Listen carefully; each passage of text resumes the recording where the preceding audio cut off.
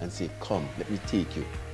So why is Jamaica the perfect place to be invested right now? Jamaica has great location. You can make great margins. You're protected by legal framework. The macroeconomic situation is outstanding today. Interest rates are low. Liquidity is there. That is what will be the catalyst for foreign investors to be confident also. Greetings, family, reggae family. My name is Ras Asta Black. It's time we develop our own reggae Walk of Fame hotel. This is the proposed 4 acres that we will be creating the Reggae Walk of Fame resort. I would like for you and the entire Reggae Walk of Fame family. Our proposed completion date will be 2028. We would like for you to recommend people to come. This is a sample of what we decide to do, and it will be facing the ocean. Reggae Walk of Fame Hotel Resort. So, log on, drop me a WhatsApp, and at the end you'll see the Reggae Walk of Fame information. The Reggae Walk of Fame Hotel information. So, join us. Become owner of one of the suites. Inviting all the Reggae Walk of Fame inductees to own their own suites right here in the Reggae Walk of Fame Hotel. Asta Black. Love is lovely, man. God knows I'm out.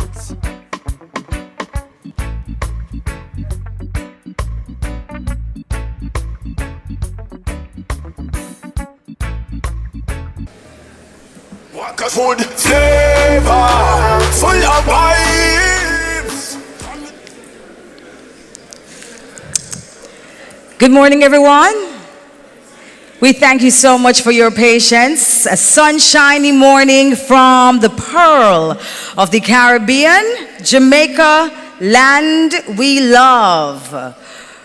I just love how we're fans of this country. Can you get another woo?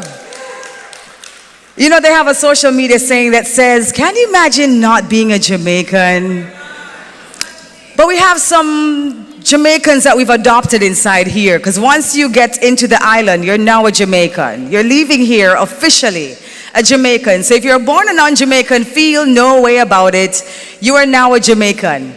Well, ladies and gentlemen, let me welcome you all to this day 2 of the Agribusiness Investment Forum, Sustainable Agribusiness, Global Reach, Local Impact. We had a wonderful day yesterday and nights of good food and musical festivities at our soiree. Anybody was at the soiree last night? We had a good time. Today is poised to be as impactful. A very special welcome if you're just joining us for the first time at this conference, or if it is your first visit to Jamaica. Do we have anybody here for the very first time? One person there in the back. Well, I do hope that you get a chance to touch, taste, feel, and take a little piece of Jamaica with you back home. Well, ladies and gentlemen, as we begin this day, we ask that we all stand for the playing of our national purr. We call it our national anthem. It will be sung by the multi-talented international singer, Mr. Steve Higgins.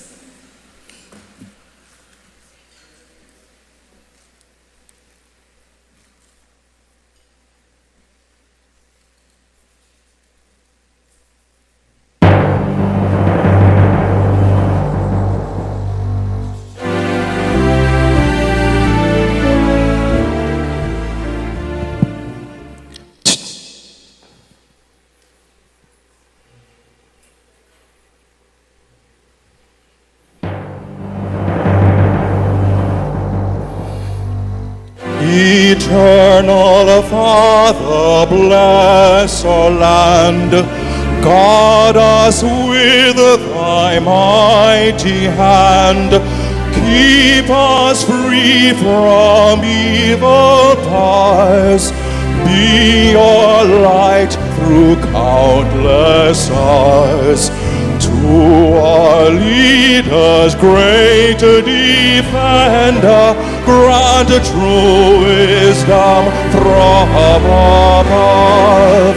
Justice, truth being ours forever. Jamaica, land we love. Jamaica, Jamaica, Jamaica, land we love. Teach us true respect for all.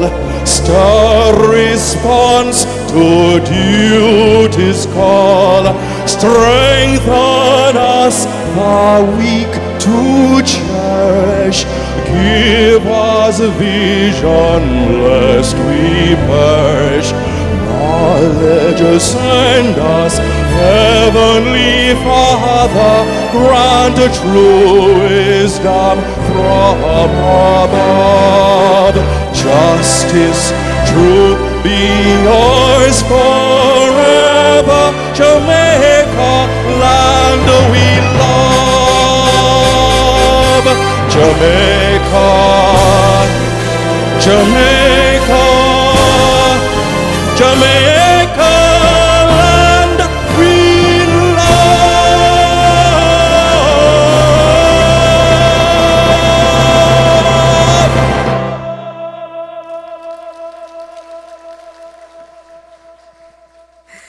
And we say thank you so much to Mr. Steve Higgins for that beautiful rendition of our national anthem. I know, as I said it yesterday, we don't normally clap after the national anthem, but when you see our Minister Auburn Hill turning his head to the left and looking at Steve and being like, oh my gosh, round of applause. Can we all give Mr. Higgins a round of applause, please? Ladies and gentlemen, we'd like to specially acknowledge our Honorable Minister, the Honorable Floyd Green, Minister of Agriculture, Fisheries and Mining. Senator, the Honorable Auburn Hill, Minister of Industry, Investment and Commerce. Our members of the Diplomatic and Consular Corps, Mrs. Sansia Bennett Temple, Permanent Secretary in the Ministry of Industry, Investment and Commerce. Mr. Vivian Scully, CEO of the Jamaica Agro Investment Corporation. Mrs. Tricia Williams Singh, or Deputy Chair of the Jamaica Agro Investment Corporation. We have with us this morning as well Ms. Alexandra P. Davis, Commissioner of the Broward County, Florida, USA, and representative of Florida International Trade and Cultural Regional Partnerships. Again, joining us today, we have Mr. Orville Hill, General Manager, Finance, Procurement and Standards at the Jamaica Social Investment Fund, and the team at JSIF. Good morning. You can clap them. Yes, they're a hardworking team. Mrs. Kilara Soot, Agricultural Specialist at the World Bank. We have with us Dr. David Lowe, Managing Director at the Jamaica Development Bank. Ms. Shalette Cox, our President at JAMPRO. Ms. Kelly Dawn Hamilton, CEO of the Jamaica Special Economic Zone Agency. Dr. Kerry Wallace, Executive Director at the Tourism Enhancement Fund. Other heads of agencies. Mr. Dave Fairman, Vice President of the Best Dressed Chicken Jamaica Broilers Group. Other corporate partners, special guests, or media. We are streaming online, and I do believe that we have an outside broadcast coming to us through Nationwide. And so we say, ladies and gentlemen, everyone here, lovers of agriculture and Jamaica, good morning. We don't sound like we love Jamaica and agriculture. Let's do it again. Lovers of agriculture and Jamaica, good morning. That sounds a lot better. My name is Debbie Bissoon. I have the honor of being your host for this, or day 2, or final day of what has been a truly fulfilling first staging of the Jamaica Agribusiness Investment Forum. And I do believe the team here deserves a big, rousing round of applause for what they have done in the first year. Yesterday we heard from our speakers, we had 2 robust panel discussions, we had a number of information sessions covering a vast range of opportunities available right here in Jamaica in our agricultural sector. And today we are going to be having an even better day. And to set the day for us, at this time we invite to the stage our CEO of the Agro Investment Corporation, Mr. Vivian Scully. Please make him welcome.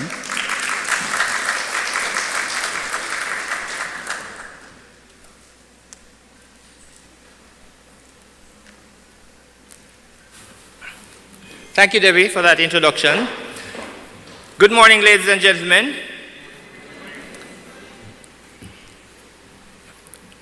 With all protocols observed, it is my privilege to welcome you to the final day of 2 jam-packed days of the Jamaica Agribusiness Investment Forum. So, over the past 2 days, we have seen strong ideas, several practical solutions, and a renewed sense of what agriculture will mean for Jamaica's economy and for global markets. This morning, I especially want to acknowledge our Minister, the Honorable Floyd Green, the Minister of Agriculture, Fisheries and Mining. His consistent support for this conference has helped us bring together the right mix of partners, investors, and farmers. Minister, your belief in the role of agriculture as a driver of growth and your leadership of the ministry has been central to what we're building here. I also want to welcome Senator the Honorable Aubin Hill, the Minister of Industry, Investments and Commerce, who continues to be a tireless advocate for exports, for investment, and or MSMEs in agribusiness. His voice has been critical in ensuring that agriculture is not just seen as primary production, but as a platform for value-added exports and global competitiveness. And he's been on the road tirelessly making that case across several countries with several agencies and with several exporters. Now, one of the most important outcomes of this forum is the launch of the AgroInvest Deal Book. It's a practical guide to the opportunities available right now in our sector. It's not just a brochure, it's a pipeline of projects, investments around infrastructure, production, and agro-processing. These opportunities can change the face of agriculture.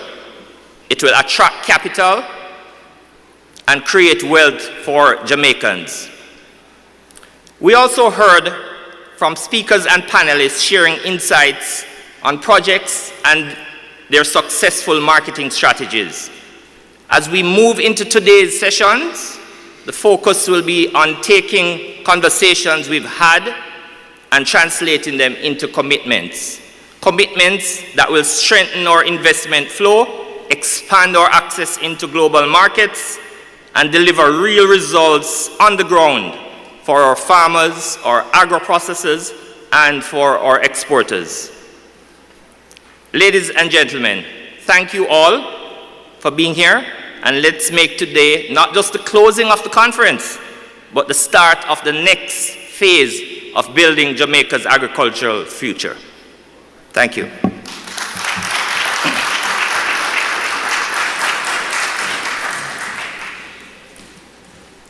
And we say big thanks to Mr. Vivian Scully, our CEO of the Agro Investment Corporation. Thank you so much, sir, for your welcome. Now, ladies and gentlemen, at this time, we invite to the stage our newly reappointed minister, Senator the Honorable Aubin Hill, our Minister of Industry, Investment and Commerce.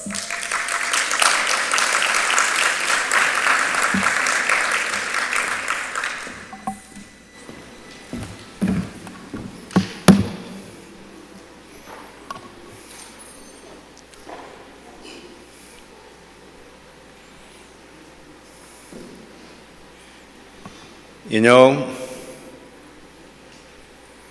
well, let me start off where they say I must start off. the Honorable Floyd Green, Minister of Agriculture, Fisheries and Mining. Good to be back with you in Cabinet, Mr. Green. Congratulations on your very, very worthwhile win in arguably the best parish in the country, in Southwest St. Elizabeth. Them send all kind of people to come look after you down there, and boy, you just bust them up and come right back. Give them a round of applause, please.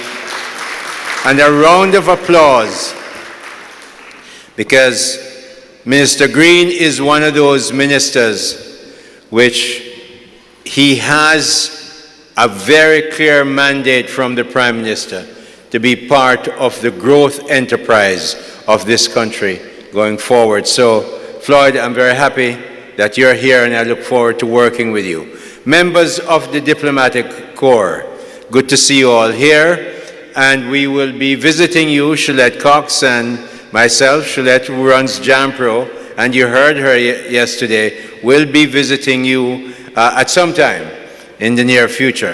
His Worship the Mayor, Councillor Richard Vernon, the Mayor of Montego Bay, Mr. Vivian Scully, Chief Executive Officer of Jamaica Agro-Invest Corporation. Vivian, thank you for putting this together. I see another very important player in this game, Dr. David Lowe, who is the head of DBJ.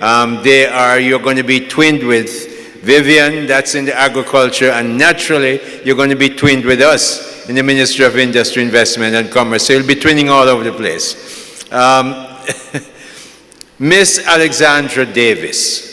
She is visiting us as the Commissioner of Broward County, Florida, and representative of the Florida International Trade and Cultural Regional Partnerships. Broward is very, very close to Jamaica. Lots of Jamaicans live in Broward. We're happy to have you here, Ms. Davis, and we're very pleased that you're sharing and looking to partner with us. Welcome to Jamaica again. Yes, give her a round of applause, please. Diaspora leaders and partners, wherever you're coming from, we're happy to have you. Business leaders and other members of the private sector, sponsors of this forum, media practitioners, I understand Nationwide is here with us, and we're happy to have them. Distinguished ladies and gentlemen. Just this last month, Jamaica held its 19th general election. I recognize that this is an investment forum, but there are many reasons why you must invest in Jamaica. We had our 19th general election last month. It was observed by the Organization of American States, Electoral Observation Mission, and others from the society and elsewhere in the Caribbean. Their preliminary report commended the Jamaican people for civic maturity and the calm, orderly conduct of voting in our last election. They praised our electoral officials, polling staff and security forces for their professionalism and highlighted the efficient tallying of swift announcement results. No next day business, no chads, no nothing. We vote, you put your hand in the ink, we count the vote, and I understand maybe by 8:30, one radio station was calling it. That is efficiency and good. And then, mostly by 10 o'clock, whoever loses concedes and whoever wins says thank you very much. So, the Jamaica Labour Party, of which Minister Green and I are members, won. And we thank the Jamaican people for saying to Prime Minister Andrew Holness, we like how you've run this country in the past number of years, 10 years, we're going to give you a third term. We don't take that lightly. We give you thanks. And because we're Jamaicans, Eternal Father, bless our land. We give thanks to God as well for having a good election that went cleanly and went well. Why am I talking to you about that? Because the EOJ not only did a good job, But this is the kind of working democracy that makes investors comfortable and the type of democratic maturity they want to see. Jamaica is a country where democracy is mature. Yes, we're young in terms of 60-something years, 63 years, 64 years. Jamaica is a country where democracy is mature. Institutions are trusted. Our electoral commission is very well respected. People come from across the world, not just to see our athletes and our music, but to look at how we run elections in this country. I am very proud that that is an investment invitation to people who want to invest in this country. So the institutions are trusted, transitions are orderly and timely, and political stability is guaranteed. That is exactly what investors witnessed when Dr. the Most Honorable Andrew Holness was sworn in for the third term and was already at work the very next morning. Everything about Jamaica's democracy gives confidence and comfort to local and foreign investors, and our democratic traditions and practices that have become a model to countries in the region and around the world. Yes, they do come to look at us and see how we've done it, how we did it quite badly in the 80s, changed it, and now we're a model for people to come and see. So not only our democracy is solid, it's robust, it's rocking, of course, and our athletes, who we all know are punching above our weight in Tokyo. We have number 1 and 2 in the men, and number 2, a 19-year-old in the women's 100. We are punching above our weight, but I want to tell you something else. Our strong economy, which is why you're here. But I want you to understand there are other things around which you should be here for. You can take back to your countries where you go and see, look at how Jamaicans run their democracy. But our economy, our strong economy, political stability, strategic location, and ever-improving infrastructure. If you came here 3 years ago and didn't come back until just now, you'd never recognize the infrastructure that we put in around the island, and it's just getting better every day. It makes a very strong case for investing in Jamaica and investing in agriculture in Jamaica, and I'm going to tell you why. For the past 10 years, 8 or 9 of those years, no new taxes, all those budgets, no new taxes. I challenge you to find a non-oil country around the world where you can say that we don't have oil, we have a small country, and we have not raised taxes in 10 years. Jamaica, like our athletes, stand tall.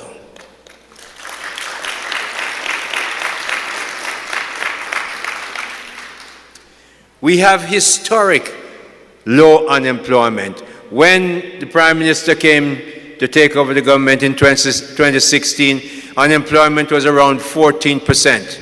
If anybody at that time, when I joined the Prime Minister, I was then a senior advisor to the Minister of Finance, Mr. Audley Shaw. If somebody had asked me at that time, where do you think unemployment will be in 2025? I would have kind of sheepishly said 7% and changed the subject. Because if I had said 3.3%, they'd say, what on earth, the Prime Minister lose his head? When I put this man to work in government for? What do you mean by 3.3%? Well, look at us now.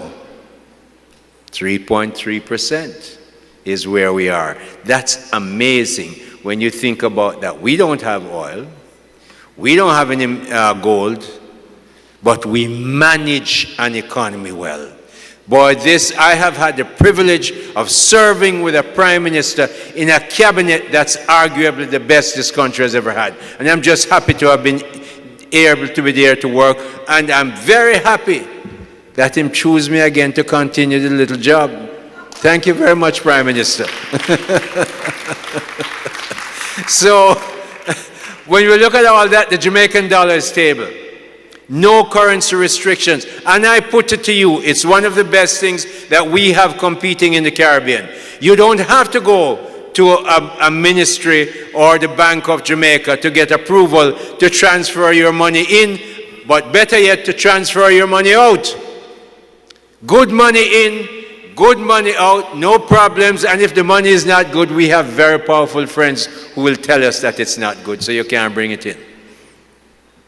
So, the freedom of the currency to be easily transferable. You look around the entire region. I'm not talking just about the Caribbean. Look across the region and you see how many countries can say that and make it actually work. When we were going to make the Bank of Jamaica independent, they said, oh my heavens, the currency is going to go. I said, no, this currency is not going to hell.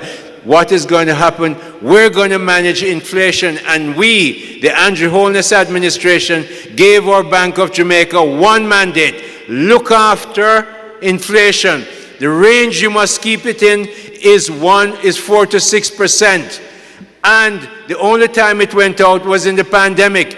We kept within that range. We said we as the government will manage the unemployment.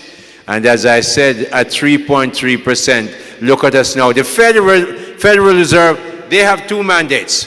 One, to look after unemployment, and two, to look after inflation. In Jamaica, we're better than that. You look after inflation, Bank of Jamaica. We look after unemployment. Look at where unemployment is, 3.3%. Look at where inflation is. Inflation is 1.2% at a 57-year low and outside the lower band of the range that we give the central bank to manage.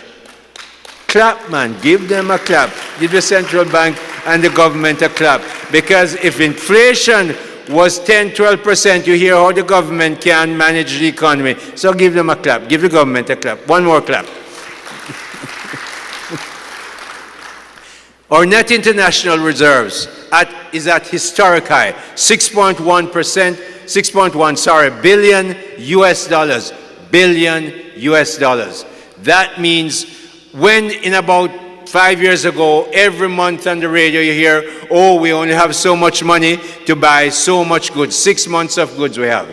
Not anymore. You don't hear that question anymore. You don't even ask about if you can get your dollars or your pounds changed. We have the reserve. The reason why the dollar is stable is because we have a strong international reserve. Nobody dares to challenge the central bank because the central bank has the money. If you take a position to short the Jamaican dollars and the Bank of Jamaica decides that you're out of line and playing with the currency, you're going to get hurt because they have the kind of money to go into the market and make sure you get hurt if that's the position you're taking. That's how we manage the economy. It's really very good. Debt to GDP moved from 147% in 2013 to now 62%. 60% or less is where we're going. We thought we'd get there by 2028 because of pandemic. We're going to get there apparently well ahead of that time. Economic growth in the last quarter was 1.1%, coming off of Beryl, where we had a lot of rain.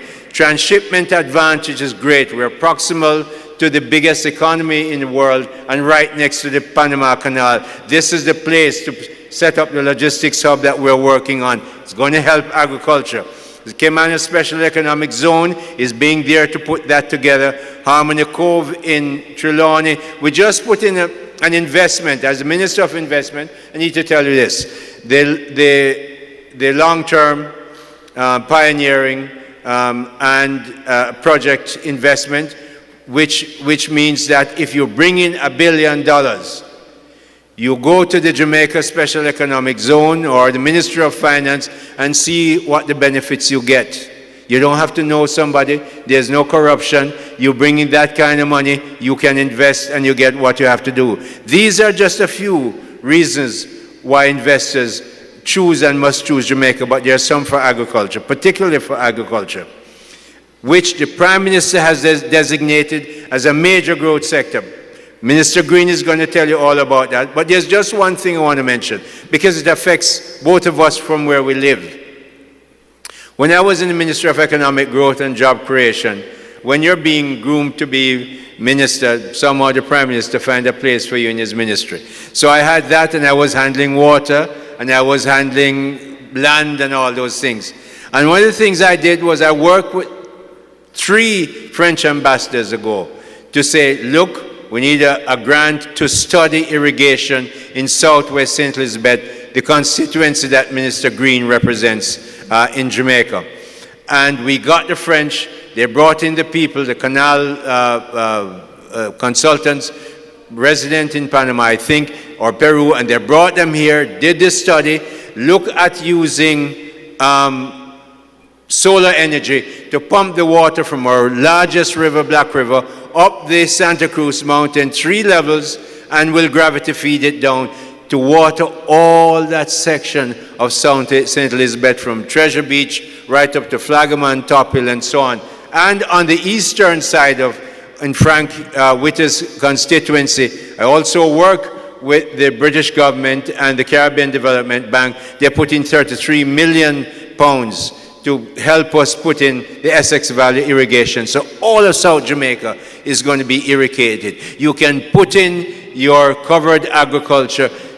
Minister Floyd is going to tell you everything about all the places you can invest and what that means to make the linkages with our hotels work. We have one of the biggest markets here. It's called our tourism and hotel business, where linkages will come. So when you look at the 210 hotels that we have, maybe 35,000 rooms at the moment, and building a whole bunch more, another $5.4 billion in investment going into hotels. This is the country that you need to be in. We are growing. We make it easy for you to invest. We have people. The Prime Minister has made it sure we're going to move all the obstacles out of the way. If you need technical people that are good, you will get them through the Ministry of Labor and Social Security once you make your case. So, ladies and gentlemen, as the Minister of Industry, Investment and Commerce, I'm especially happy to have you here. Or we have 20 agencies, one of them you know, JAMPRO, which you've heard yesterday. We're all here to help you to make sure you can invest well. Orchard crops are big. You must have heard about them yesterday. It's ackee, avocado, breadfruit, mangoes. We have spaces for you to grow them in. And we have policy support from the government to make sure, for instance, the productive input relief, if you're going into agro-processing, you have a factory, you register with the Ministry of Industry, Investment and Commerce. We work with the Ministry of Finance to make sure all the machinery and materials you're going to put in your factory can come in duty-free, because we want to make sure you set up your factory here. You know how well that was? It was in 23-24, we gave the benefit of 78.5 billion Jamaican dollars for duty allowance. So you don't have to pay that duty. You put that in your company as your working capital. In 2022-23, it was 88.5 billion. In 21-22, when we had pandemic, we raised it to $109 billion that you don't have to pay duty on. Listen to me, man. This is the place to be.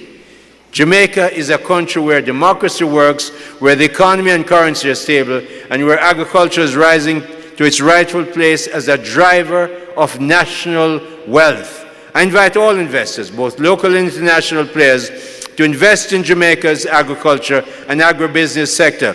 Join us as we produce to feed much more of our tourists, expand exports, modernize farms, and build property for all Jamaicans. Ladies and gentlemen, I encourage you to choose Jamaica. Thank you very much.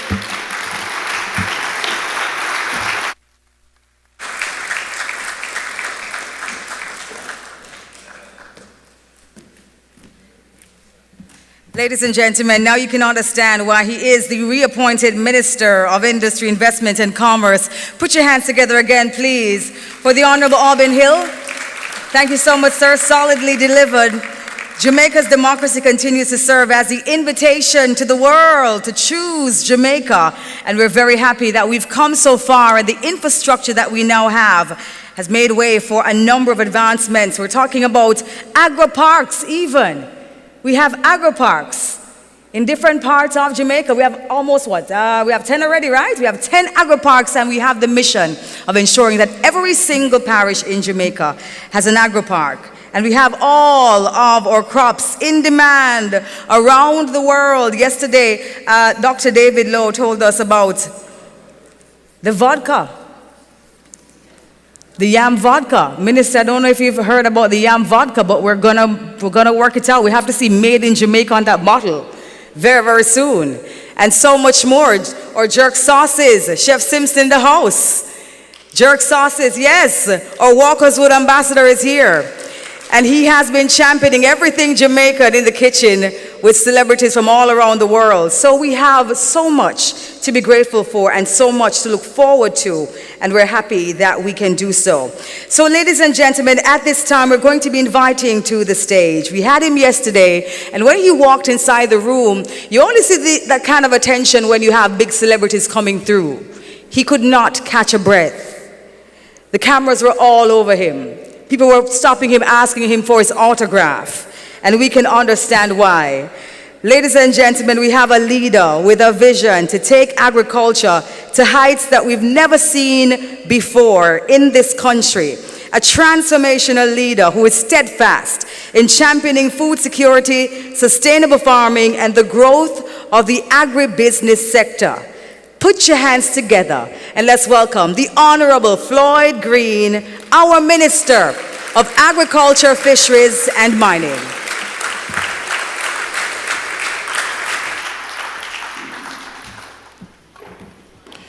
Thank you very much. Can we have a big round of applause for Debbie Bissoon? Isn't she excellent? She is really, really superb at what she does. I think we have now adopted her as a part of the Ministry of Agriculture, Fisheries, and Mining. And if you don't know, she has a wonderful program on TV around agriculture. Anybody knows that? Debbie and her sister, Farm Chicks. So, Debbie, I'm not going to charge you, but you have a lot of investors in here, and you do tell wonderful stories, so we look forward to Farm Chicks continuing. My colleague minister, Senator the Honorable Albin Hill, our business minister, the Minister of Industry, Investment, and Commerce. I'm happy that we're back together.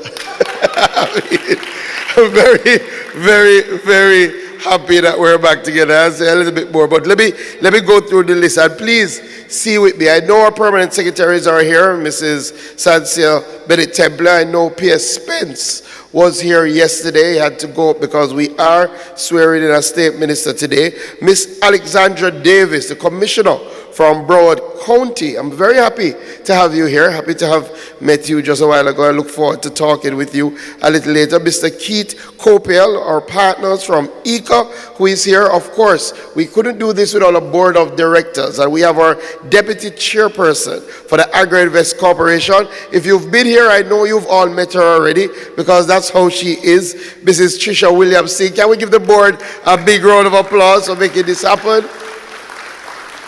The entire team from the Agri-Invest Corporation, Mr. Vivian Scully. I want to give Mr. Scully a big, big hand.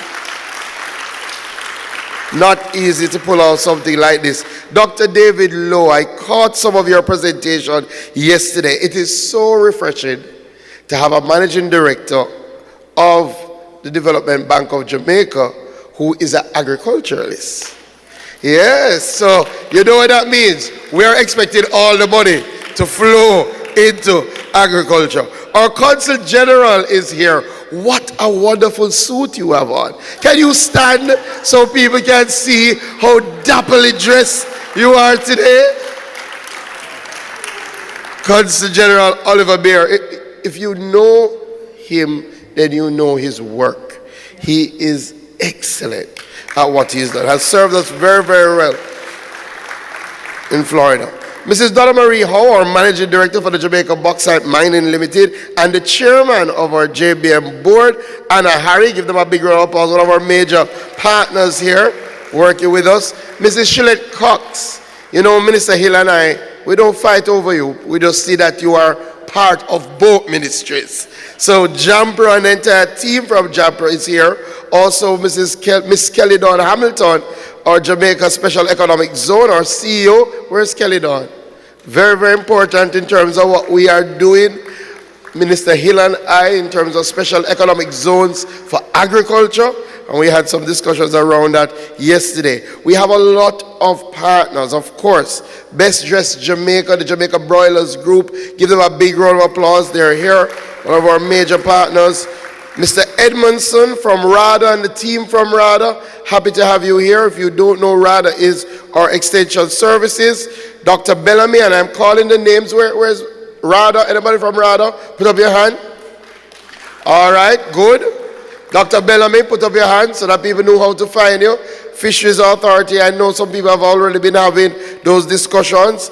And we do have the CEO of the Stock Exchange, Mr. Morrison. Very, very happy to have you here. I don't know if this is your first official, but again, because agriculture brings out the big guns. And we do have a social stock exchange, and we have been using that to move some agricultural projects. I know members from the tourism team are here. I don't know if Kerry is here today, but I know members. Dr. Wallace. When you say tourism, you say big money. Big round of applause. Good to have you here. Excellent partners. All our other members of the ministry or agencies, our chief technical directors from the Ministry of Agriculture, Fisheries and Mining, members of the media, sponsors, exhibitors, investors, students, ladies and gentlemen, good morning, everybody. So I had to do that extensive protocol list because it takes a lot to get something like this off the ground for the first time. And I must start by saying how honored I am and humbled I am to be here, to be returned as Member of Parliament for Southwest St. Elizabeth, and then because of that, getting the opportunity by the Prime Minister to again serve as Minister of Agriculture, Fisheries and Mining.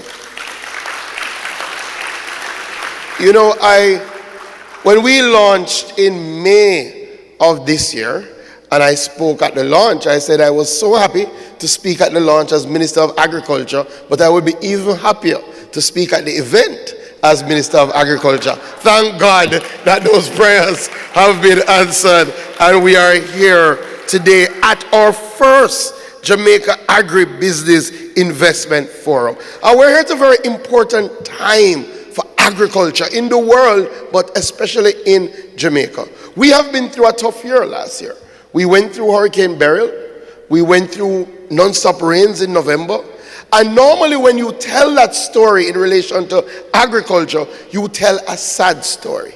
Thankfully, we can tell that story, but tell it as a happy story. Because what we are now seeing is that we are building resilience in our agricultural sector. Clearly, we don't want to have storms like Hurricane Beryl, but we want to ensure that if they do happen, as they ultimately will, that we can build back stronger and we can build back better. And what we have been seeing from our agricultural sector is that resilience being built into the sector. So despite the difficult year last year, despite the fact that we lost about $7 billion in our agricultural enterprise, I can say to you that in January to March of this year, we were already back to growth in agriculture. What used to happen, and we can look at our past experiences after Hurricane Ivan, it took us maybe 2 years, 2.5 years to get back to those production levels. Not only did we get back to growth in the January to March quarter, but in that January to March quarter, we reached our highest levels of production ever recorded in Jamaica in that quarter. And that was 221,000 tons. But we didn't stop there, because we surpassed that. And for the first time in our history, in a quarter, we passed 230,000 tons in our April to June quarter. And I think our farmers and our agricultural investors deserve a big round of applause. We grew 13% in that quarter. And thankfully, we are seeing some of the sort of investments that we've longed for in agriculture. In fact, if you look at last year and you look at the profile of the major investments that Jamaica saw, they were agricultural related investment. I could speak about Caribbean Broilers Group and their $15 billion investment in the nest, bringing in the first air-chilled facility in this region. Or I could speak about the Jamaica Broilers Group, and right before the general election, the Prime Minister and I were cutting a ribbon with Jamaica Broilers for $8 million US investment in LNG to ensure that what they do more efficiently. I think we are truly now on the cusp of really recognizing and realizing the true potential of our agricultural sector. But the only way that can happen is if the government takes a targeted approach to catalyze those investments, and that is why we are here. The Jamaica Agribusiness Investment Forum was conceptualized to give an opportunity to marry capital with opportunity in agriculture. And when I sat with JSIF, and I want us to give JSIF a big, big round of applause, because the majority of the funding for this has come through JSIF and a project with the World Bank and our international partners. And when I came back to the Ministry of Agriculture and I sat with Brian, is Brian here? Brian, let's stand up and take some praise. I know you like to stay in the background. Is Brian Smith here? Don't see him yet. When I sat with JSIF when I came back to the ministry, and we said, what can we do for agriculture under our Ready 2 project? I said, we do need a forum that outlines the opportunities in an easy-to-reach way, that targets investors from near and far and say to them, there are real opportunities and potential for you to maximize your profits, for you to see real returns on those investments in agriculture. And as such, this was born. And it took us some time to bring it to life, but we are here today. And based on my conversations with everybody who I interacted with yesterday, it does appear we are off to a wonderful start.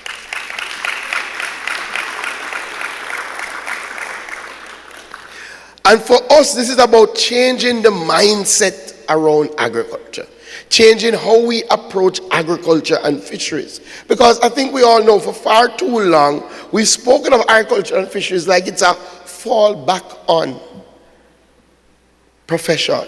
Like you can't do anything, so we're going to do some agriculture. No. Some of our biggest companies are agricultural-based companies. Some of the biggest companies in the world are agriculture and fisheries-based companies. So we are changing that conversation, and we started changing that conversation under our new phase of food strategy, which focuses on food security, agribusiness development, climate-smart technology, and export expansion. And you will see how all of that ties into what we're doing here today and what we did yesterday. So, yesterday we would have launched our deal book. And again, clap the Agri-Invest Corporation. It was one of the set targets for this forum that people who come to this event would be able to leave with a practical guide that shows you structured investment-ready opportunities across crops, livestock, fisheries, agro-processes. Tells you a little bit about what you will take to invest, what would the returns on those investments look like, where are the opportunities in terms of land for you to make those investments, and who could do those hand-holding services to marshal you through those investments.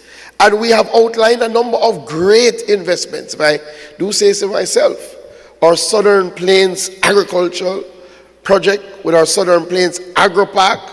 For those of you who are not familiar, that is closer to Kingston, St. Catherine, Amity Hall. We've already launched the Parnassus Leg, which is in Clarendon. Again, if you traverse the highway, I know for years people have been saying, boy, when we drive down the highway coming out of Kingston, there's just so much land and nothing is happening with it. That's true.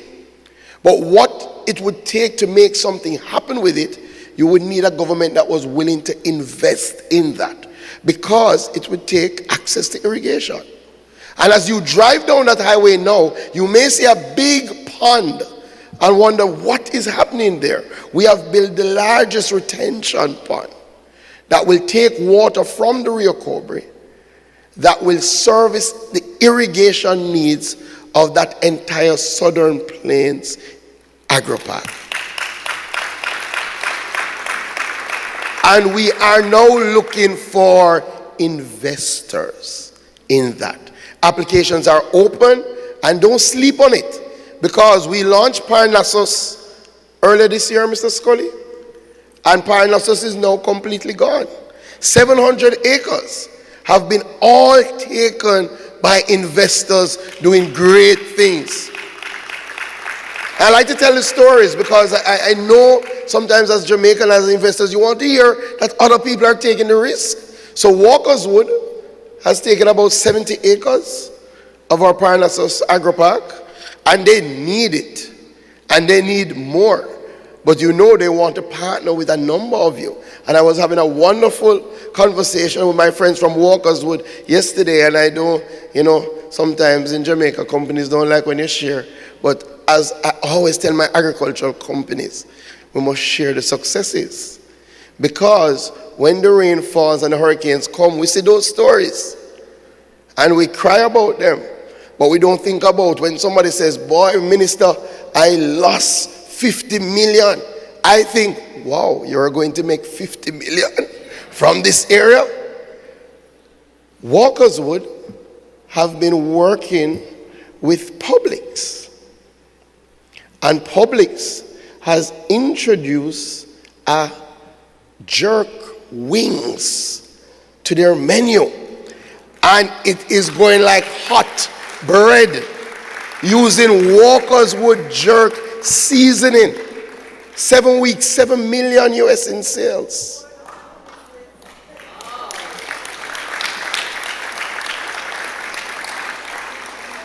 These are real examples happening right now. Another wonderful gentleman, his name slips me now, but I'm sure it will come back to me, that I met at the launch of Parnassus, is one of our diaspora investors. Not an agriculturalist.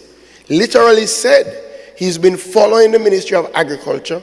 He's been hearing about the potential. He wanted to come back to Jamaica, but he wanted something that he could make real money from, and invested in 90 acres, which is a combination of Scotch bonnet and orchard crops, ackee, mango, avocado, and was planting out tremendously. It's expected to plant out that entire 90 acres by the end of December. And you know how God is good. As I came in and I was talking to Walkerswood said, boy, I met another investor in Parnassus, and they can supply us with the peppers that we need. Agriculture has tremendous potential now to generate wealth, and we must not be afraid to speak about it. So the deal book will show you some of those opportunities, and I could go through so many. You know, we have a specific program around small ruminants and our goats. And remember, as much as I speak about the potential of exports, and I'll say a little bit more about that, remember we have a big market right here. We already import about 70% of what we consume as goat meat. It's actually not, it's mutton, sheep. $1 billion industry in Jamaica. And that's why the government has been catalyzing the investment in our goat sector by doing a small ruminant development program, where what we have done is to remove the taxes from bringing in breeds of goat that we want to use to drive the genetic quality of our goats here. And under that program, we've already seen private investors bringing about 800 goats. And the government itself has brought in about 300 goats. And we're not just targeting our meat sector. There's a huge industry for goat milk. And I don't know, some of you never grow a country. I grow in country. And my grandfather believed in goat milk, boy. Him said solve every problem. When I went to his house, I had to. It was non-negotiable. It's either I'm not going to look for him, but once I go look for him, somebody was going outside, milking the goat, scalding it, and giving me goat milk. And if he was alive, he would say, that's why I look so young and fresh now. Right? You pay about $400, almost $500 for, let us say, 500 milliliters or liters of cow's milk. Same size, $1,200 for goat milk. Tremendous potential. And I haven't spoken about goat cheese. And you should look at the Outland Herder story and what they've been able to do with goat cheese. So there's a lot of areas for expansion that could segue into dairy, and the fact that we used to consume about 30 million up to 40 million liters of cow's milk each year. We're now about 12 million. But the demand is still there because the world has gone back to fresh. There was a time that the world moved away from fresh. But now we recognize that fresh is in. And that is why True Juice, through their True Milk, is pumping millions into dairy expansion. I tell all of these stories because I want you who've come to this conference to leave here either investing more because you're already investing, or investing for the first time.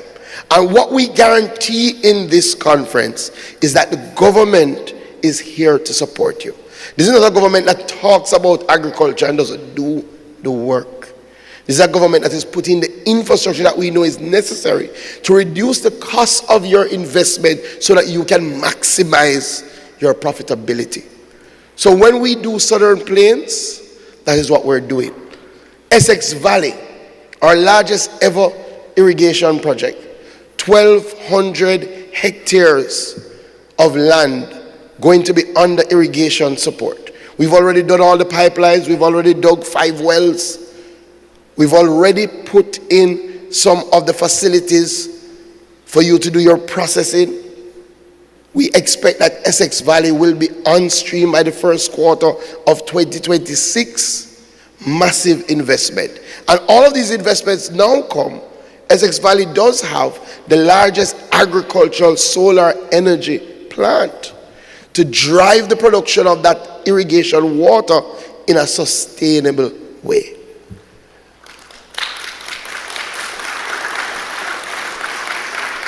But additionally, we have learned from mistakes of the past.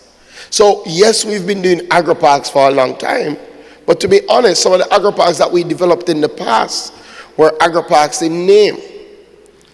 As in, there was an area that you identify as an agri-park, but it didn't have the infrastructure to ensure the success of your enterprise. And what the government is saying now, any agri-park that we develop, we're putting in the requisite infrastructure. Water, roads, storage. So Essex Valley comes with one of the biggest storage and processing plants that we've developed in agriculture.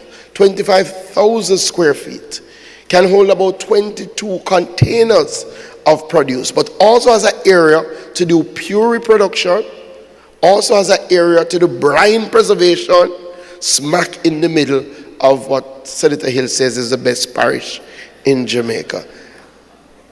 And we're developing this infrastructure not necessarily for the government to operate, but for us to partner with the private sector to drive agricultural enterprise. And the beauty as Minister of Agriculture, and this is why I really wanted to be back, because every time I say the biggest, I can then go to say the biggest, because every project we do is bigger than the project we did before. So yes, Essex Valley was the biggest, but we are now going on to what will be the biggest investment in agriculture in the Caribbean, the Pedro Plains Irrigation Scheme, which, to put in perspective, Essex Valley is 1,200 hectares of land. Pedro Plains will bring on the irrigation cover 4,000 hectares of land in our most productive part of Jamaica, South St. Elizabeth. And thankfully, we've already broken ground for that. We've already started construction of the site office. We're finalizing the final designs. That will take water from the Black River and irrigate all of South. And South, St. Elizabeth, is already our highest productive zone without access to water. Imagine what will happen when we provide the water for that area. So I'm saying all of this to say that the government is here to facilitate your investment. And that is why we are embarking now in this term on ensuring that every single parish has at least one agri-park. Wherever you are in Jamaica and you want to do agriculture, there should be a space that facilitates that agricultural enterprise. And our newest agri-park that is coming on stream will be in St. Anne, a partnership through the Jamaica Bauxite Mining Limited and the Agri-Invest Corporation, 600 acres. So I'm saying to investors, talk now, because that is going to go fast. Because if you look what is happening in St. Anne, if you appreciate that Drax Hall has now become a hub of activity in St. Anne, if you look at the housing stock that's been developed in St. Anne, if you look at the tourism expansion plans for hotels like Grand Bahia, then you recognize that now is the time to invest in agriculture. Because I say it all the time, no matter how you're big, no matter how much money you make, you have to eat.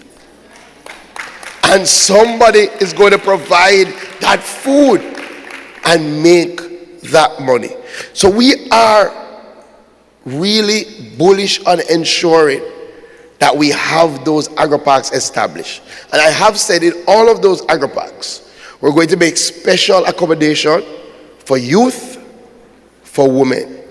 So 25% of all of those lands are specially earmarked for our youth, earmarked for our women to be accessed under special terms.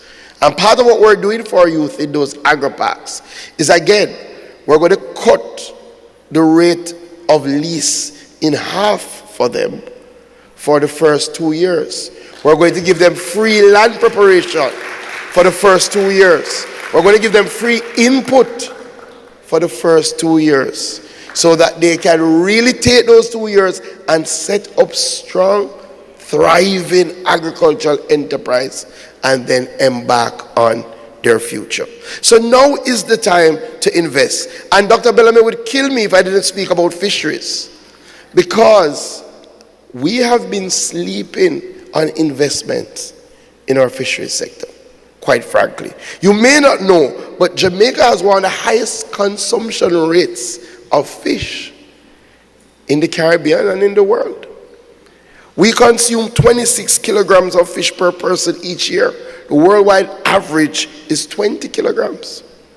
Unfortunately, the majority of that which we consume is imported. We can fix that. We've started to see tremendous investment in freshwater fish farming, which we believe has tremendous potential. And if you know anybody who is in tilapia farming, just ask them. They do not have enough to satisfy the market. In fact, the person who got Farmer of the Year at Denby this year is a fish farmer and runs an operation that he opens 365 days a year. Not even Christmas does he close, because he says the demand is so consistent that if he closes one day, the backlog is too much for him. And just to put it in perspective, when I went to visit his farm, I went about 11:30, and Senator Hill, he was nowhere to be found. Him say him don't operate at those times. Him finish sell and go and relax for the rest of the day. So I have to make an appointment if I'm coming at those times. I'm dead serious. Tremendous potential and opportunity in our fisheries sector. And just like every other area, what is the government doing? We are looking to facilitate you. So we're building a new state-of-the-art tilapia hatchery. We used to produce about 1 million fry per year. We're going to move that to 5 million fry per year. So you will always have a source to get what you need to drive your enterprise. But that's just fish. In fact, we've started a pilot project now focusing on marine fish. So, Minister Hill, you might not know, but as it is now, we've started a project in St. Thomas where we're developing cage culture, growing out red snapper in the sea for resale. Again, a huge red snapper market. But remember, that's just one aspect. What about fish feed? Why aren't we seeing more enterprises going into developing the feed, especially utilizing local resources to develop the feed that we need to drive our fishery sector, our livestock sector? Tremendous potential are out there. And you may have heard one of the big projects for this term is that we're taking the same approach to our agri-parks to aquaculture. And as such, we're going to develop our first ever aquaculture agri-park, where you will be able to go in a shared services model to lease ponds to develop your aquaculture enterprise. And again, not just fish. We've developed a shrimp hatchery, a prawn hatchery, if I am to be completely correct. And we've grown out our first cultures, and we are now distributing prawns and selling prawns. Everything I said about fish, think about it on a broader scale. Shrimp, oysters, sea moss. Do you know that Jamaica sea moss is one of the most sought after in the world? And we now are growing sea moss in parts of St. Anne. We've taught our fishers how to grow, harvest, package, and sell. And it's not just sea moss to utilize in food, but if you don't know, when it comes to your skincare regimes, Jamaican sea moss is the best. I say all of these things again to reiterate the potential that we have. So we are here to pair all of these opportunities with your investment and to assure you that the government is looking to facilitate those investments. As you would have heard Minister Hill mention, we do have a productive input relief regime for agriculture. Almost everything you need to establish your agricultural enterprise, you can bring in without taxation.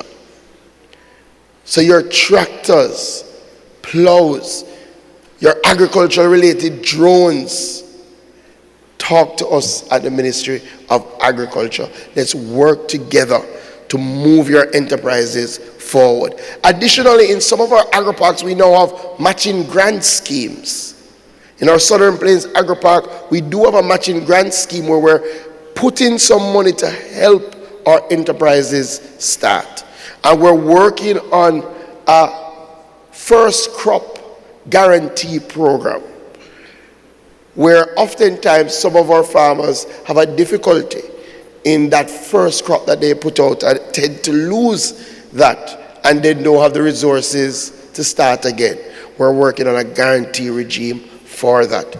Additionally, Senator Hill and myself and the Minister of Tourism have been tasked to work with our hotel sector to ensure that they engage in long-term contracts for our agricultural products, so that you can take that contract to the bank, get the resources to really invest in your agricultural enterprise. And I'm sure you would have heard from the DBJ about Orbit, the new project that they have brought, that we sat down, looked at some of the issues that persons who operate in the agriculture and fishery space have faced over the years, and try to rework the requirements to make it more accessible. And that's just on the loan side. The DBJ has a whole host of grants. And I know some of my agricultural entrepreneurs will say, boy, it's difficult. Well, we're working on that. But work with the DBJ and the Agri-Invest, because sometimes what appears difficult initially, if you get some hand-holding services, you can make it through. So, we have tremendous potential. I think we are off to a wonderful start with our first ever Jamaica Agribusiness Investment Forum. Do you agree?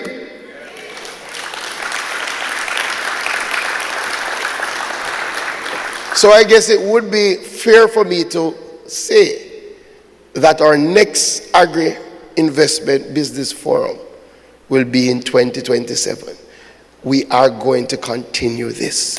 Every 2 years, we will have an engagement of this nature that will pair capital with the investment opportunities in agriculture.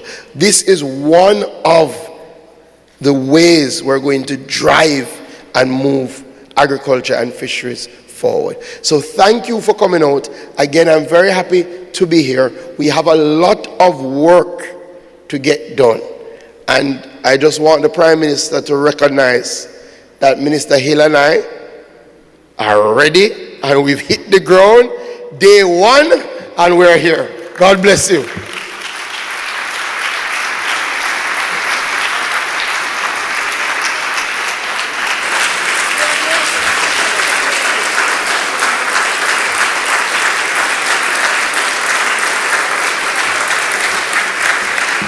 Ladies and gentlemen, our newly reappointed Minister of Agriculture, Fisheries and Mining, the Honorable Floyd Green. A round of applause once more, please.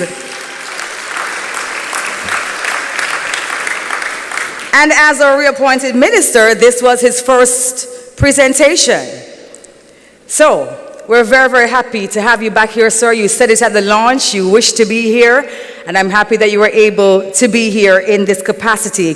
And not just as an attendee, sir, because I know you would not miss it, but really here as our Minister of Agriculture, Fisheries and Mining, and a very excellent presentation. And we are excited to hear that we will have another agribusiness investment forum in 2027. Register now. Register now and secure your place. Thank you so much, Minister. Ladies and gentlemen, at this time, we're going to be inviting back to the podium our ministers, the Honorable Alban Hill and the Honorable Floyd Green. We have a very special presentation for both of you, sirs.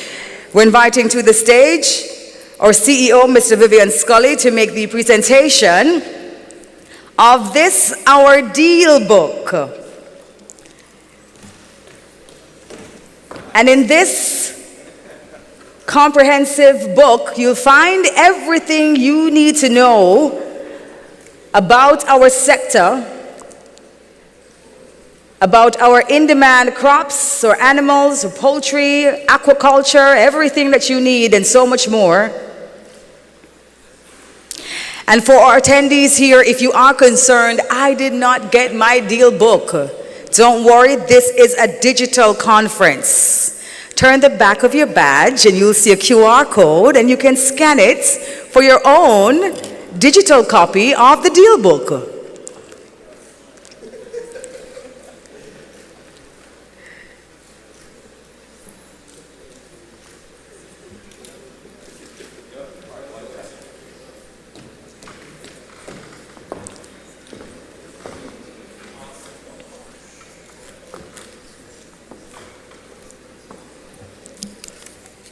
And we're seeing some images there of the deal book. Can we have the presentation be played again? There we have the ready to locations. Can we give our love to the JSIF team inside the building again?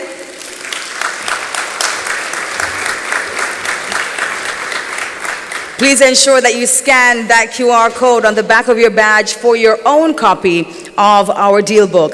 Ladies and gentlemen, this brings us to our coffee break and also to the tour of the exhibition hall by our ministers.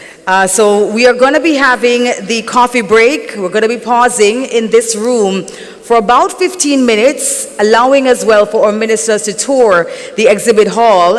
Thereafter, we're coming back inside here for our very first panel discussion. And everybody's doing the mass migration, but you're going to miss out. Global reach, local impact collaborations in cultural sector through strategic partnerships in key markets. That's our first panel discussion coming up in 15 minutes. Your coffee break begins now. Thank you.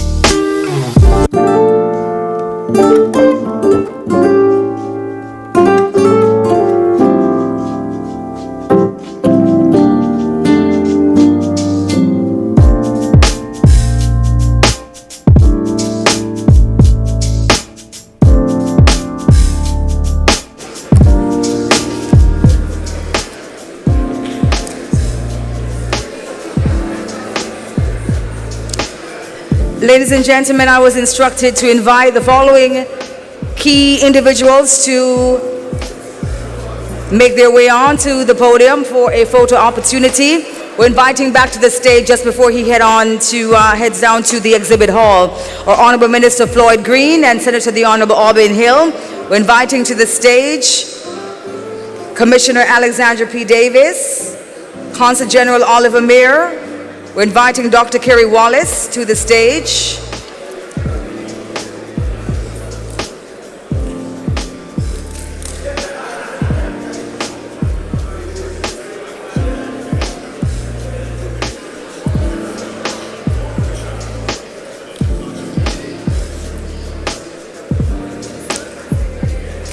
Eric Montero.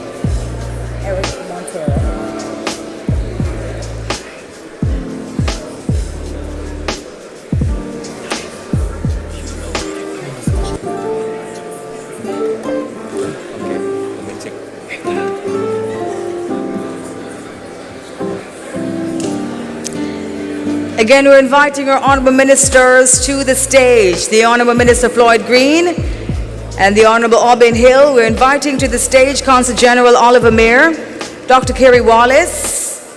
We are inviting Mr. Eric Montero. We're inviting Mr. Orville Hill to the stage. Mr. Orville Hill to the stage. Thank you so much, sir.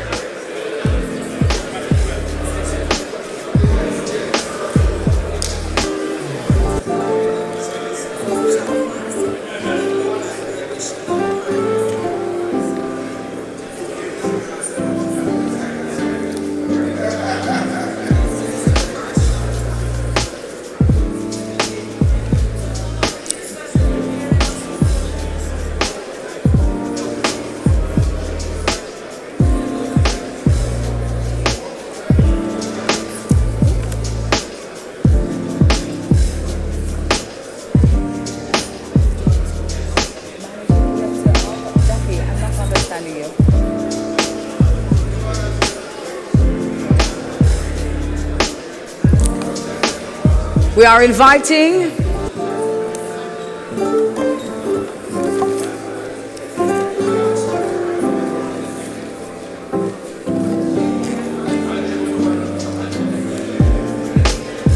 Michelle Cox to the stage, please. Jampro Michelle Cox to the stage.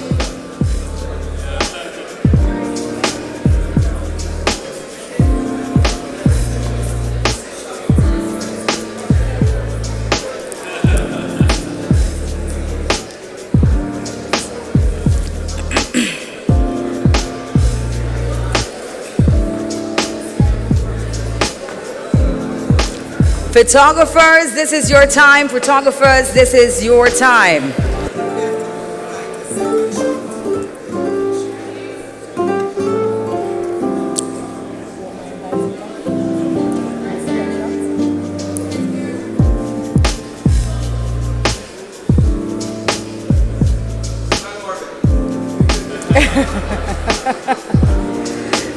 Smile brightly like you've just had the best plate of ackee and saltfish in your life. Please stand by, please. We have another photo. Ministers, we're inviting you to stand by, please.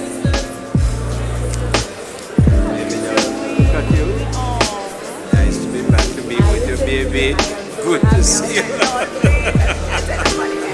Good to see you. Always, yes.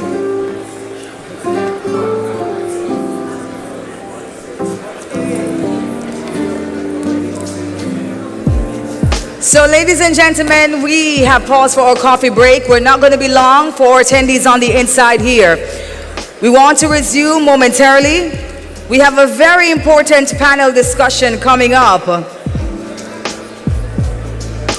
We are going to be looking at global reach, local impact collaborations in the agricultural sector through partnership in key markets. Our ministers will be going to the exhibit hall to tour at this time. We ask that you do allow them to do so with ease. And we ask that attendees remain here for our first panel discussion. Have your teas, your coffee, and you're back here in 10 minutes.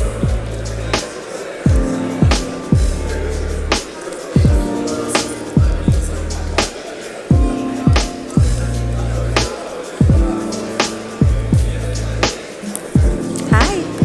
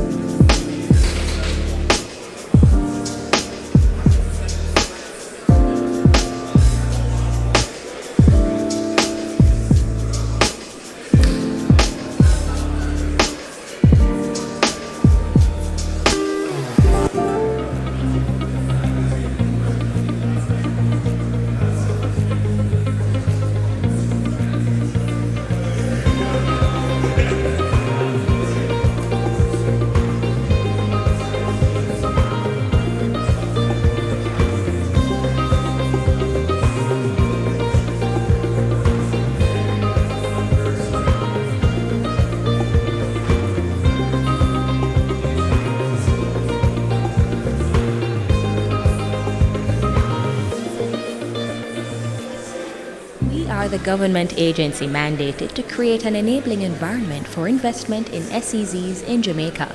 We regulate, supervise, and provide policy direction on SEZs, attract investments, and facilitate business, all in an effort to grow Jamaica's economy and ensure that investors get the most from their investments.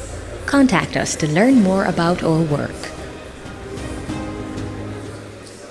We are the government.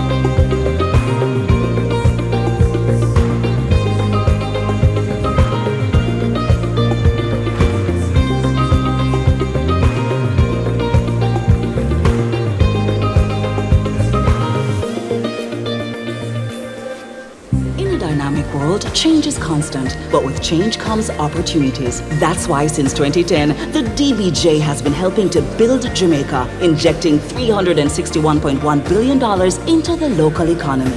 We have also empowered small businesses by facilitating 129,000 loans to MSMEs totaling $64 billion and provided $1.3 billion in grant support to over 4,000 businesses. Through initiatives like the Credit Enhancement Facility, we have provided $13.6 billion in collateral support to over 2,200 businesses. Build your business today. Visit us at dbankjm.com to learn more. DBJ, the business builder.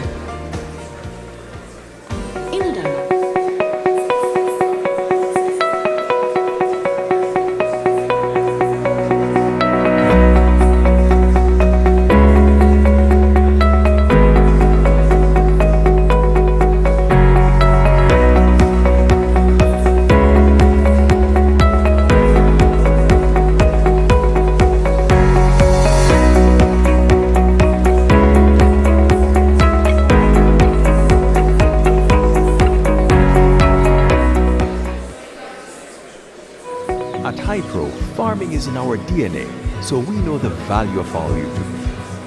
Whether you're an experienced farmer, the farmer just starting out, or the farmer looking to shake things up, we are here to support you at every step, providing high-quality feeds, chicks, farm supplies, and technical support whenever you need.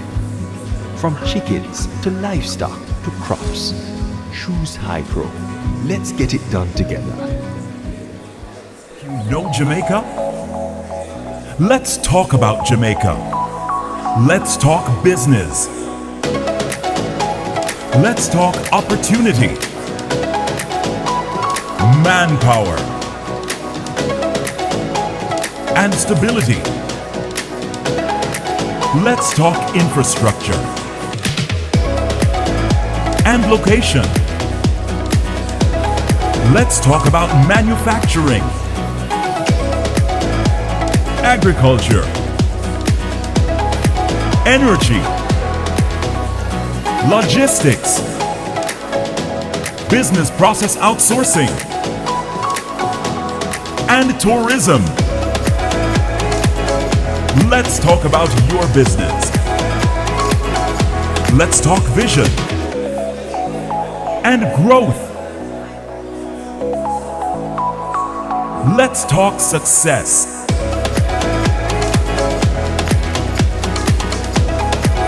Now you know Jamaica. Enough talk. Let's do business. Do business Jamaica. You know Jamaica? My name is Michael Luchem. I am the chairman of the National Commercial Bank Financial Group of Jamaica. Well, my most recent investment project is agriculture. Huge opportunity for farmers, Jamaica investors, but also investors, period. There are many things you have to do before you can say, yes, I really want to be a farmer/investor in Jamaica. You need to get through all the regulatory hurdles. JAMPRO, their business is to hold the investor's hand and say, come, let me take you. So why is Jamaica the perfect place to be invested right now? Jamaica has great location. You can make great margins. You're protected by legal framework. The macroeconomic situation is outstanding today. Interest rates are low. Liquidity is there. That is what will be the catalyst for foreign investors to be confident also. Walker's food flavor, full of vibes. From your taste of food, yes, you come alive. Yeah, make your food nice every time. Full of flavor in every bite. From start to finish, it's a hit. Walker's food in each and every dish. Hey, you know it's made in Jamaica, you know it's authentic. Hey, good vibes it bring. Walker's food flavor, full of vibes. Try Walker's Wood's range of products today. Yeah, man. Walker's Wood.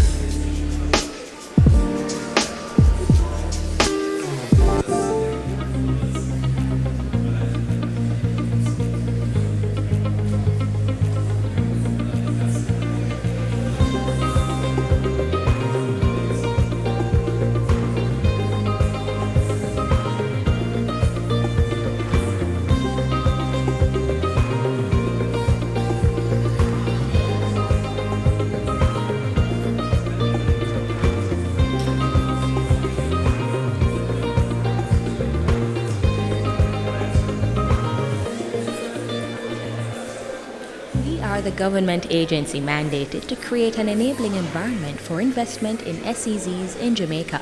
We regulate, supervise, and provide policy direction on SEZs, attract investments, and facilitate business, all in an effort to grow Jamaica's economy and ensure that investors get the most from their investments.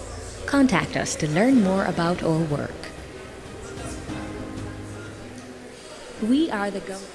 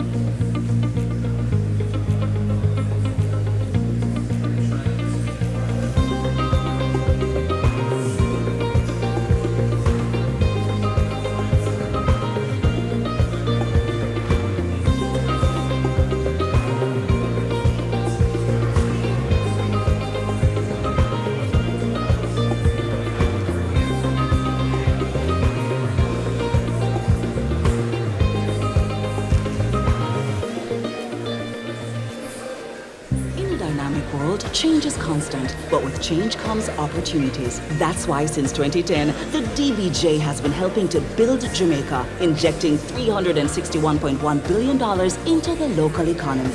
We have also empowered small businesses by facilitating 129,000 loans to MSMEs totaling $64 billion and provided $1.3 billion in grant support to over 4,000 businesses. Through initiatives like the Credit Enhancement Facility, we have provided $13.6 billion in collateral support to over 2,200 businesses. Build your business today. Visit us at dbankjm.com to learn more. DBJ, the business builder.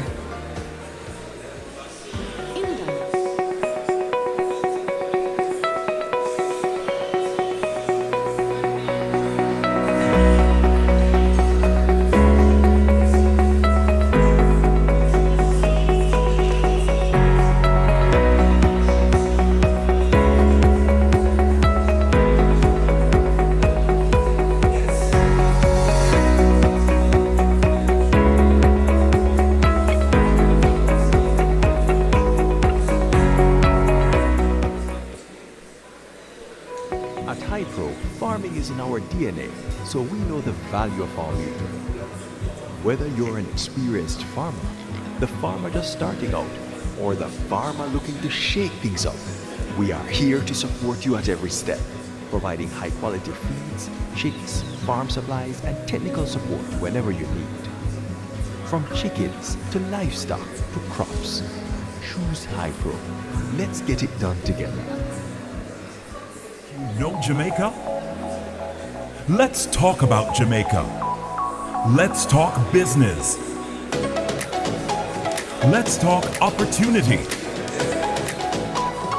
manpower, and stability. Let's talk infrastructure and location. Let's talk about manufacturing, agriculture, energy, logistics, business process outsourcing, and tourism. Let's talk about your business. Let's talk vision and growth. Let's talk success.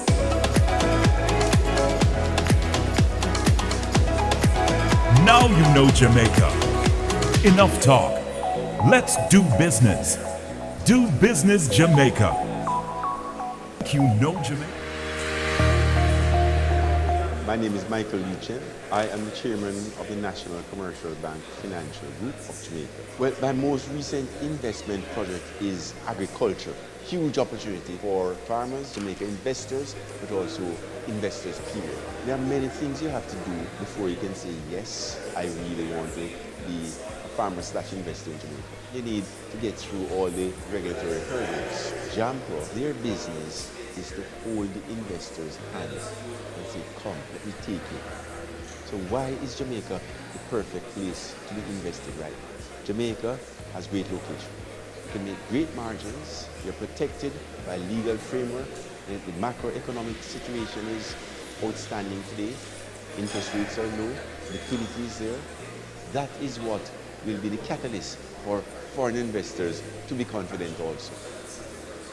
Walker's food flavor, full of vibes. From your taste of food, yes, you come alive. Yeah, make your food nice every time, full of flavor in every bite. From start to finish, it's a hit. Walker's food in each and every dish. Hey, you know it's made in Jamaica, you know it's authentic. Hey, good vibes it bring.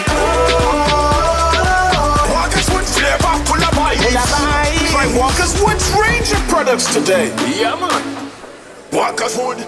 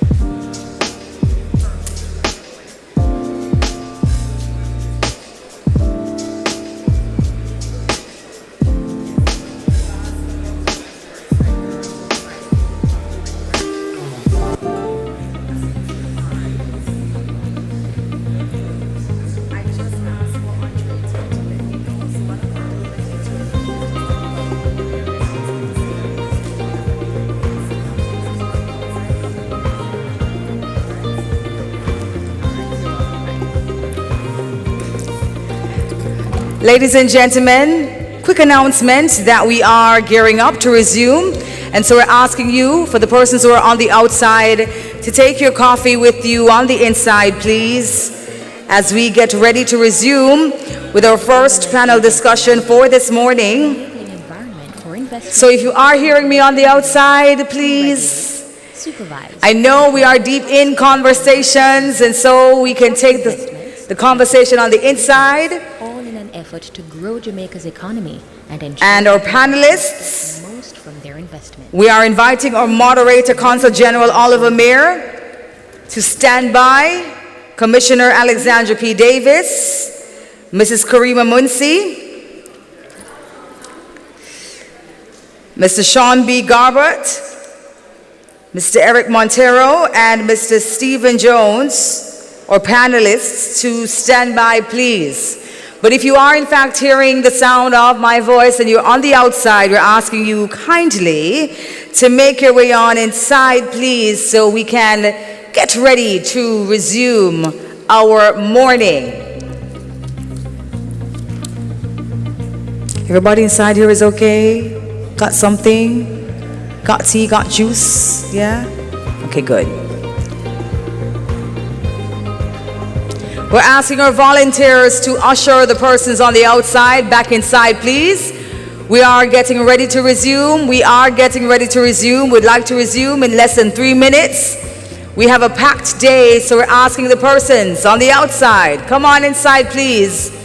You do not want to miss this discussion at all.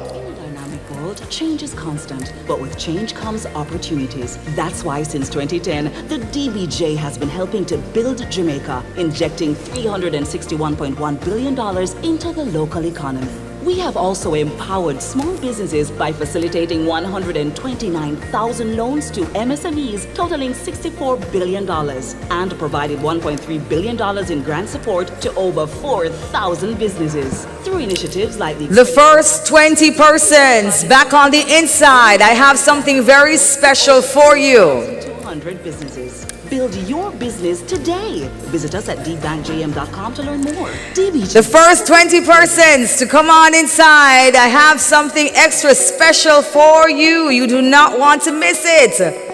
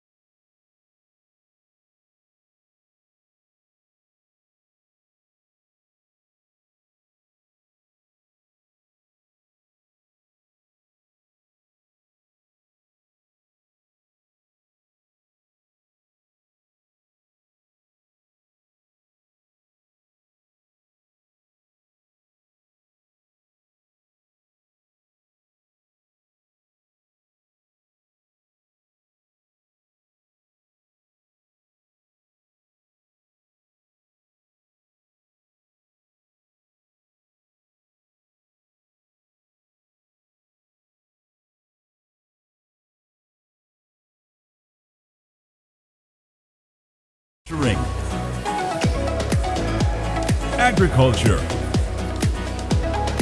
energy, logistics, business process outsourcing, and tourism.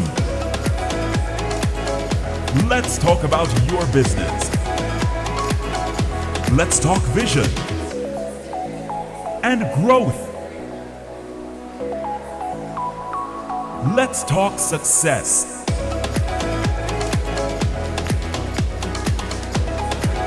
Now you know Jamaica. Enough talk. Let's do business. Do business Jamaica. You know Jamaica. My name is Michael Lucien. I am the chairman of the National Commercial Bank Financial Group of Jamaica. Well, my most recent investment project is agriculture. Huge opportunity for farmers, Jamaica investors, but also investors period. There are many things you have to do before you can say, yes, I really want to be a farmer/investor in Jamaica. You need to get through all the regulatory hurdles. JAMPRO, their business is to hold the investor's hand and say, come, let me take you.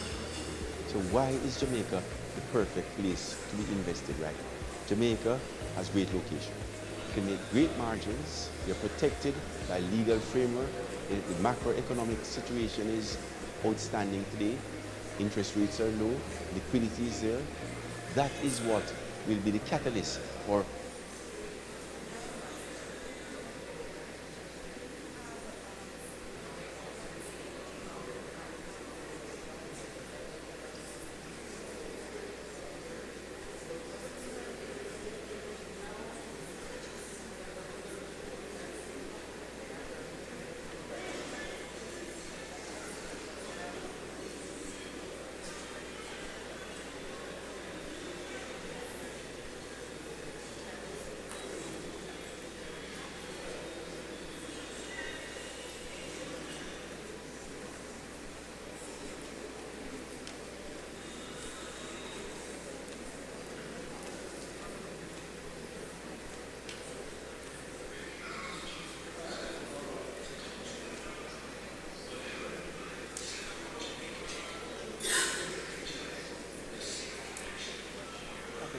for foreign investors to be confident also.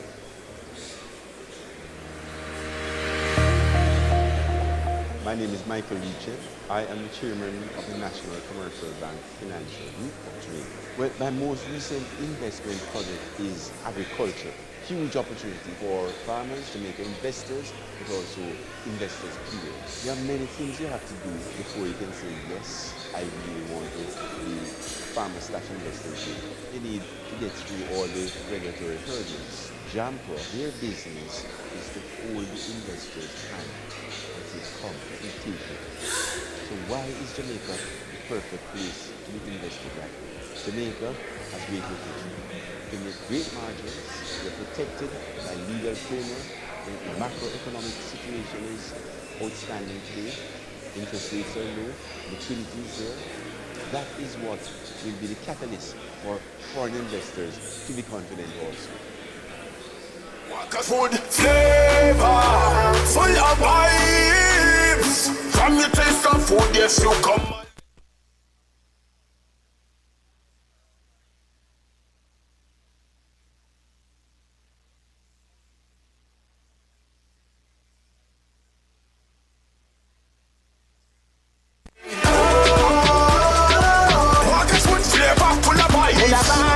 Walker's Wood's range of products today. Yeah, man. Walker's Wood.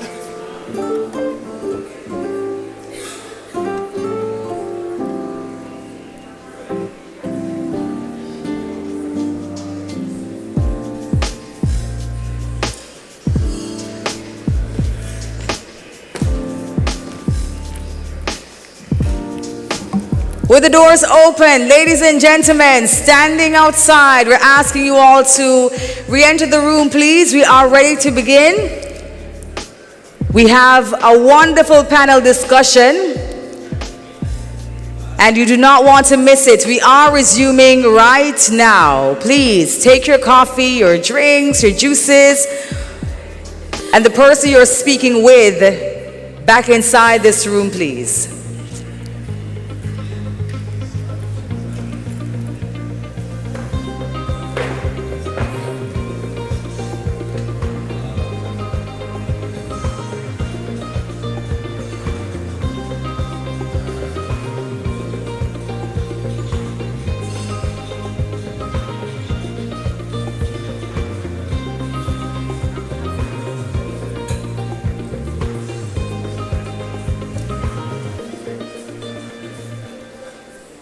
The government agency mandated to create an enabling environment for investment in SEZs in Jamaica.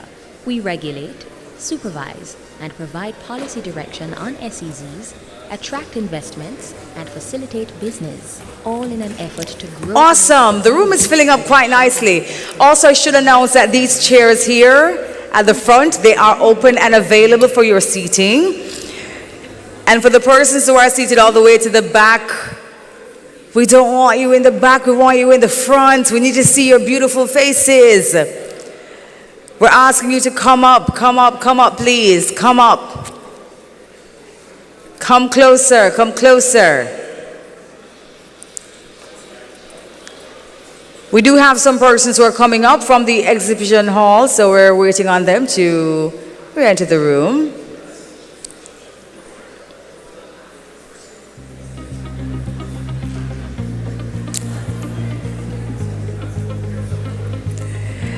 So for the persons who are still on the outside, come on in.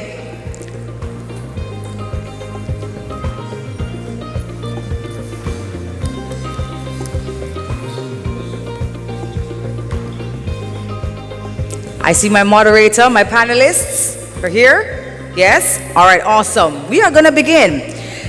Ladies and gentlemen, we are ready to resume officially. Welcome back. We're starting with our first panel discussion for the morning. This one, global reach, local impact, collaborations in the agricultural sector through strategic partnerships in key markets. And at this time, we invite our moderator to the stage, Consul General Oliver Mayer. Come on up, sir. Consul General with responsibility for the Western United States of America. Please put your hands together for him, please.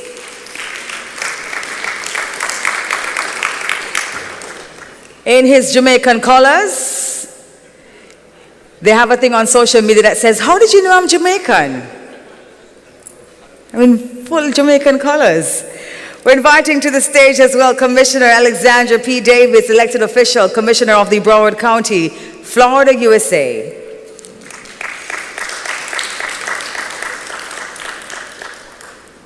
We're inviting to the stage Mr. Sean B. Garbett, Director, Walkers with Jamaica.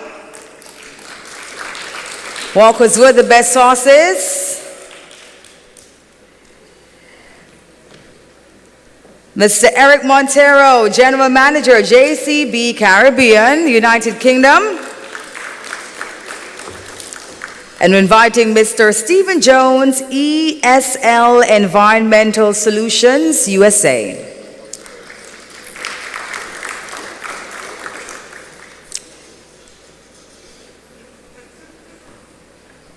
And we are going to begin. Over to you, Consul General. Thank you very much. Ladies and gentlemen, for the thousands in attendance and the millions watching across the world, are you ready for our session? If you're enjoying the investment forum so far, can you make some noise, please?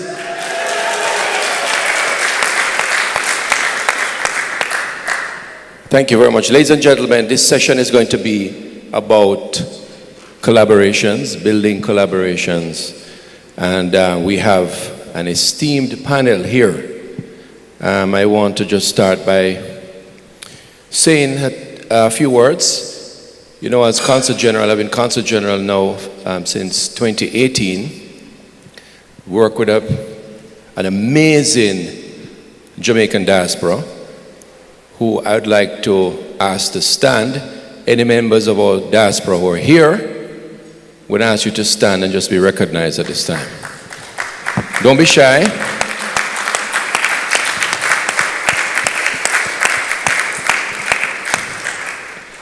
The persons standing here each have been involved in some type of agriculture or seeking to get involved. I just spoke to a gentleman who is about to start his seedling business. I have a lady, one of the ladies here is exporter of yam, and another person is about ready to move back to Jamaica to start agriculture. So we're chatting their business already.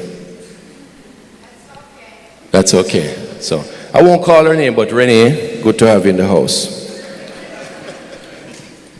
I'm happy to be a part of this particular forum, given that in my former life I was sales and marketing manager with Jamaica Broilers, and I think they have one of the better planning models that are available for the agricultural sector. I also had the good fortune of supplying the local hotels with produce, local produce, over 20 different agricultural items. Yeah? So I do bring some experience to this section. In fact, there was a cooperative that was set up just to act as our supply chain. And I see Mr. Anthony Grant in the house. He's the chair of that cooperative. So he's kind of shy, but where are you, Mr. Grant? One of the farmers from Clarendon, and who leads a 15-member farming group. So I don't see him, probably having coffee. And then the gentleman who financed me, Rajiv, is here. Not at the best rates, but it was very flexible. I kept us going, Rajiv, in factoring. So lots of money to be made in agriculture. And I want to thank each of you for being here, for taking the time to be here, spend the 2 days with us, and to learn about the different aspects of agriculture. At this time, I'm going to allow my panel now to get involved. And I'm going to start out with a lady who, in Florida, in South Florida, we have 27 elected officials of Jamaican descent. 27 Jamaicans who have risen up. They have campaigned and they have won elections and they've done very well. The lady I'm about to introduce to you She started out as a commissioner in Miramar, did extremely well, and recently was elevated to a commissioner of Broward County. And that Broward County has more Jamaicans per county than any other county in the United States. She's done an amazing job. Commissioner Alexandra P. Davis. Give her a round of applause, please. Commissioner, I'm going to start with you. First of all, thank you for the work that you have been doing, serving the community. And I want you just to tell us a little bit about your role as commissioner. In 3 minutes, a little bit about your role and one achievement that you are proud of. Thank you so much, Consul General Oliver Mayer. Excuse my voice, I've had some voice issues, but I didn't want to not be here today.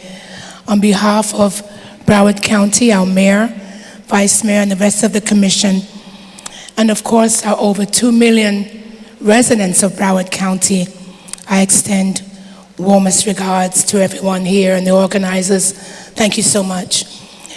A little bit before I go in about my political career, but I am British born but raised in Kingston.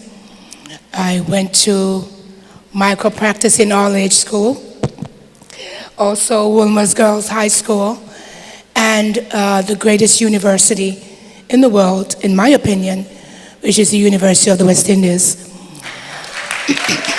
Well said. I'd like to take a point of personal privilege just to introduce the third generation Jamaican, my son, Dr. Davis Raglan, who is here with me, and I tend to bring him wherever I can, so he learns about the culture of this great nation. I know the Minister Auburn Hill and Minister Green. When I did leave university, my first job was actually in the food storage division. At that time, it was under the Ministry of Commerce, and now it turned into the Ministry of Agriculture. But I learned a lot there. I was employed there as an entomologist. And so it's really fitting for me to be here on this panel today. I started off my career in politics in the city of Miramar. And the city of Miramar, many of you may have heard of it, but all of the elected officials in that city are Jamaican or Jamaican descent. It's the only one in the nation of the United States that has that combination. And so we're doing great things there. It is the home of the Usain Bolt statue that we made happen. At our Anson Sports Complex. And kudos to the Jamaicans for all they do. Somebody said, well, why would you put a Jamaican in the United States? What about people like, I know, some of the basketball players? The difference is they're not the greatest in the world. The world is not just the United States, right? And so we made sure we put the greatest in the world at our sports complex, at our track, which is used by a lot of the major champions, including the fastest man in the world right now is Oblique Seville. He has used our track. But being a Broward County Commissioner, as we are the center pretty much of trade for the Americas, the continent of the Americas. And so with our airport, which is the Fort Lauderdale Hollywood International Airport, and our seaport, which is Port Everglades, we do a lot of import, export, and trade. And so being here today, and we're going to talk a little bit about how we can assist Jamaica and how Jamaica assists us. We have shared goals in trade. We have shared opportunities in sustainable agriculture. And so we want to make sure that we collaborate more together, and we can do that in Broward County. And we hope to hopefully see many of you as we have our Florida International Trade and Cultural Expo in October 22nd and 23rd. We will have over 70 countries coming to Broward County, including, I understand, the Senator, the Honorable Auburn Hill, will be there. and hopefully you guys can make it as well. Thank you. Thank you very much. And I think Commissioner was being a little modest. She was central to that lovely statue of the greatest of all times, Usain Bolt. Ras Asta. As you mentioned, my name is Ras Asta. I'm from BobArts Television. I operate an attraction. We find out now as a reggae purist, it's like young people know Vibes Cartel, but they don't know Third World. And I've developed a Reggae Walk of Fame, where we offer a gastronomy experience when the guests come off the ships and come to the Reggae Walk of Fame. The Reggae Walk of Fame is just down the road at Spring Farm, and it's across from the Half Moon Hotel. Now, we find that within the hotels, the entertainment section is all about Cuba and Dominican Republic. It's not Jamaica, so we don't offer our indigenous Rastafari music to the guests. And I love the powers that be, Ministry of Culture, and the people in general to let us keep the ambassadors in our mind and promote them more now. Respect. Thank you very much, sir. Well said. I'll leave it as you have put it. We should encourage that. Yes, sir.